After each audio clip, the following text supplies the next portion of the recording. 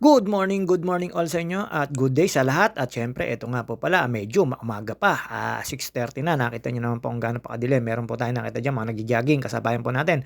Medyo malamig pa po talaga ang panahon. Ayan, konting job-job na lang tayo. Nalalapit na po ating ride.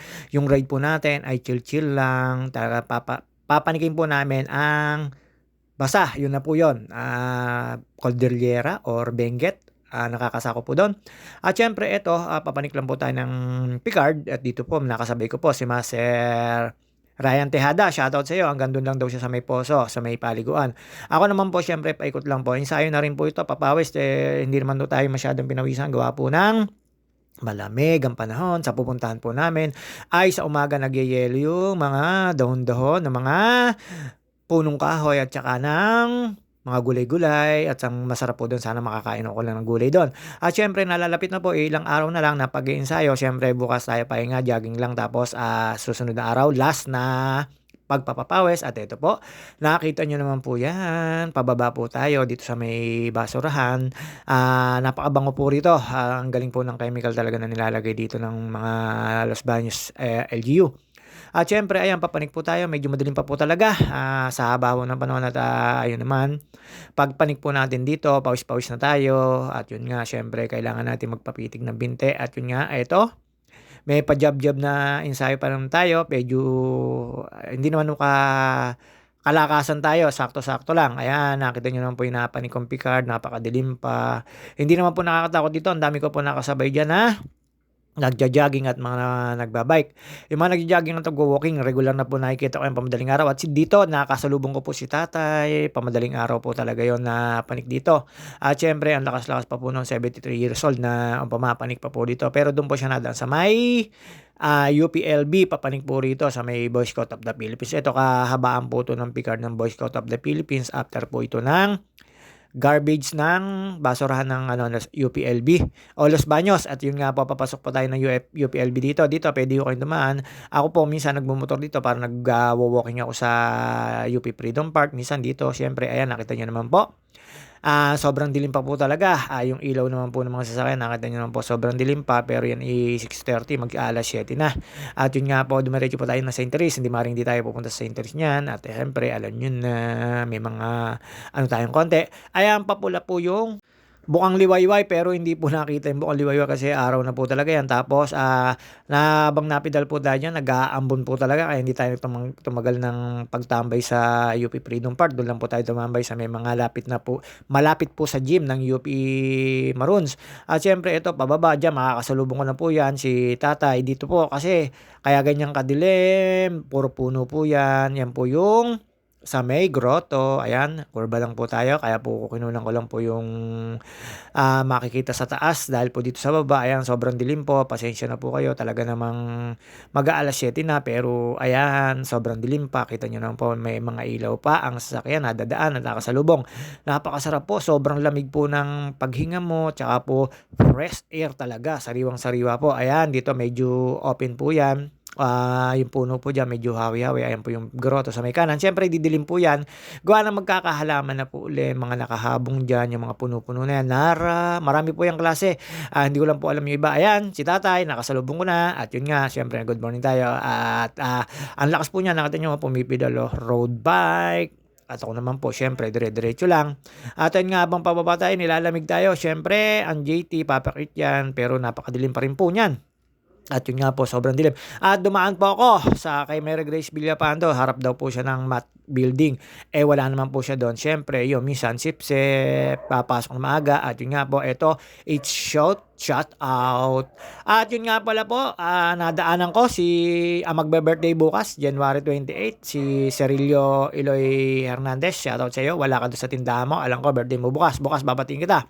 At syempre, shoutout nga pala po kay Pisang Cardio Bernard Sensil, kay Sir Gilbert Aguirre, kay Mrs. Aguirre, at kay Family OG, Mama Mia, Dana Hutot, Mary Grace Villapando, Cheryl Lourdes Pabalate, Elvis Puwalagaya, Martenia Mendoza, Jay Mendoza at si Kulot at si Marilet Sebastian. At syempre, ang family ni Consiel Jeff Rodriguez at si Marlita Rodriguez. At yun nga po si Ate Sophie, inaanak kong si Sam, si Buding, si Ate Ishi at si Dude Iya, shoutout sa inyo at kay Mama Day. At siyempre eto tayo busy-busyhan, kailangan natin magpapawis at magpa-stay ng stamina at saka ng ano ba tawag dito, tibay ng tuhod kasi medyo malamig sa pupuntahan namin. At siyempre shoutout sa mga kasama ko, Pinsan Elmer Adapwin, kay Pinsan Oyen Martinez na napakalakas at kay Pinsan Chino Martinez sa mga gustong sumama. Siyempre, ang alis namin, January 31 ng gabi, alas 8 or alas 9. Bahala na, tirang bahala na yon. At siyempre dito, hindi rin makakalimutan ang mga kumpare ko, paring Arnold Davier, paring Eugene Valentino, paring Joseph Katapang at kay paring Topper Sarmiento na hindi babaero. Ayan, dumiretso lang po tayo. Ayan, dadaan po tayo dun sa building ng office ni Mary Grace Villapando. Alam nyo naman po dito sa Los Baños. Nandito raw po siya. Pagka Lunes daw, siyempre, sip-sip sa teacher, sa boss. Ano ba? Basta yun. Ayan, Mary Grace Villapando, ayan dito ako dumaan talaga sa building ng ano mo, hindi ko naman kita nakita, tanghali ka nang pumasok. At yung mga nilalamig dyan na tinatamad pumasok, shoutout sa inyo. Siyempre, kilala nyo sino kayo, Edwin Inalba, Soy Di Manalo, Elsie Palentino, at kay Fritz Hihe, shoutout sa iyo, Romy Atak. At siyempre, sa mga tropahan natin na nagpapa-shoutout pa dyan, shoutout sa inyo. Minsan nalilimutan ko lang po talaga. Ito, kaliwa po tayo dito. Dito po, ayan, nandyan na po yung building ng office ni Mary Grace. Hindi ko po alam kung alin dyan. Siyempre, diretso po nito ay St. Therese. At yun nga po, pagkatapos natin sa St. Therese, tayo po ay dumiretso sa Freedom Park. At sa Freedom Park tayo ay nagmuni-muni. Bigla na lang pong umulan.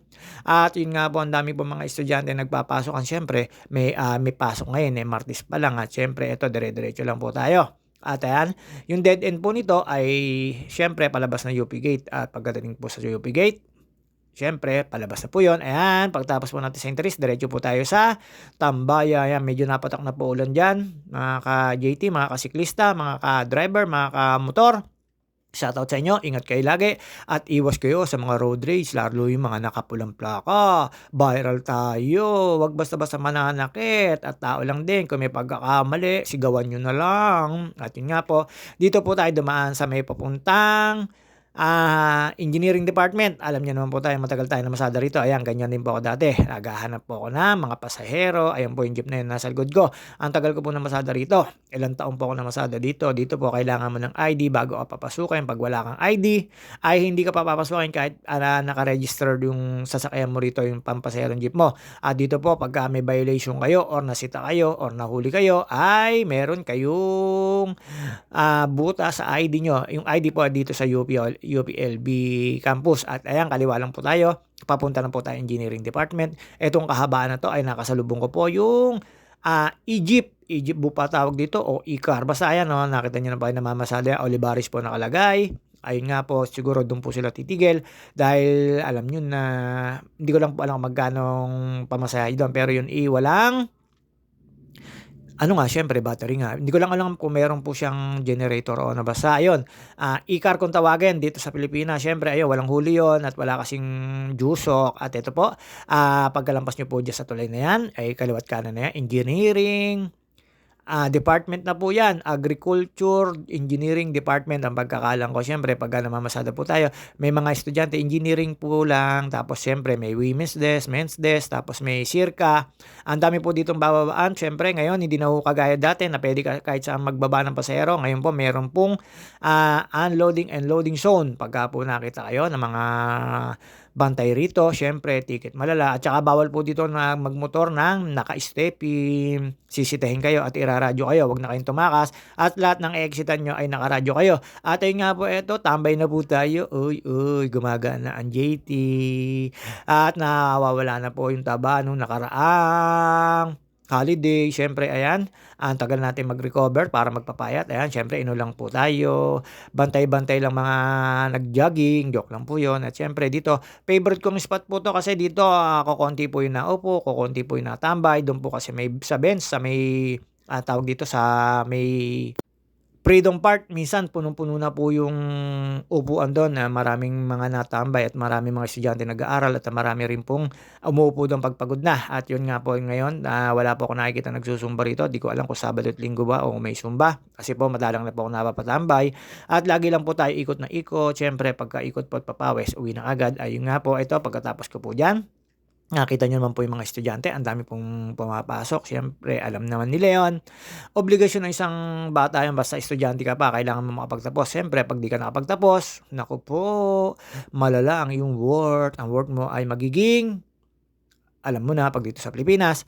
At siyempre ayan, nakita niyo naman po ang daming pumapasok at meron pa akong nakitang bikers na 'yan, ayan bike to work po 'yan. Magwo-work po 'yan yung nagba-bike na 'yan. Tapos ayan mga estudyante na 'yan. Dito po wala pong uniform ang estudyante. Ang pinaka-uniform lang po ng estudyante rito ay ang pang-PE. Pero yang mga nakita niyo pa yang regular na 'yan ay mga estudyante po na napasok na parang, nakapambahay, nakaporma, puwede po 'yan. Pero pagka po may PE kayo, ayan po yung uniform ng pang-PE rito. Kaya po sila napunta diyan, nandiyan po yung UP Maroon Gym, UP Maroon Gym. Yun nga po siyempre nakapasok na po tayo do'n, tabla at yun nga po hindi lang po tayo nakakapaglaro do'n at, siyempre tayo naman ay palipas na pawis na lang po tayo pagka naglalaro tayo. At pagkatapos ko pong maramdaman ang kalakasan ng ulan dito or ambon, tayo po ay sumibat na at do'n po tayo dumaan sa UP Gate, paglabas niyo po ng UP Gate. Vega Center, ang tambayan ng ate si hindi pala tambayan 'yun ng ate Sian ko. Alam niya lang pero siyempre dadaan po tayo ng LB Square na dating gimikan, ayan, ito po yung gate na sinasabi ko sa inyo 'pag wala ho kayong sticker, parahin ho kayo diyan. Tapos may mga nag-aabang po diyan na pampasahero, siyempre ingat na po tayo dito, National Road na po 'to, palabas na po 'to ng papuntang Junction, papunta pong Calamba, papunta po San Pablo, Santa Cruz o kung saan man basta ito labas na po 'to ng National Road. Vega Center na po ito. At lalampas po tayo diyan sa Umali, F.O. Santos, tsaka po yung LB Square. Naulit ko nga po. Ayan si tatay na laging nagtitinda ng puto at mabilis maubos siya. Lagi ko po nakikita sa umaga yan. Napakasarap po ng puto niyan. At syempre, dire-diretso lang po tayo dyan at medyo nag-traffic lang po tayo sa may Lopez. Lopez ko nga ba yung may school, yung mayroong St. Jude Hospital. Bikini men, ano yun? Advertisement, hindi, joke lang po yun. At syempre, eto, dire-diretso na po tayo, pauwi na po tayo, at after po dito sa National Road na to, papasok po tayo sa Barrio Marites. Pero joke lang po, ako lang po nagsasabi nun. At ayan po, pagpasok po natin, ayan. Siyempre, alanganing araw, kukunti po taang ngayon, at saka sa summer po, pagpa-summer na po at walang mga pasok ang mga estudyante, sigurado po kagulo po rito. Ayan, yung may birthday, wala po. At bukas po yung birthday niya, si Cirilio Iloy Hernandez. Shoutout sa iyo, pati sa family mo. At bukas papatiin kita.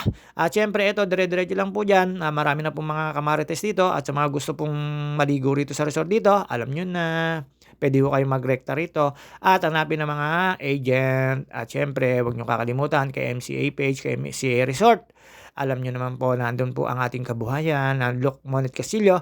At ayan, paglampas po natin dyan, dire-diretso na po tayo. At mga ka-JT, syempre, see you on my next video. At meron pa po tayo mga pagpapapawis sa umaga. Wala po tayo lakad ngayon. Hindi po tayo busy ngayon. Syempre, hanggang dito na lang po muna ang video natin. Ayan. Nakita nyo naman po ang lugar ko. Babus, mga siklista at mga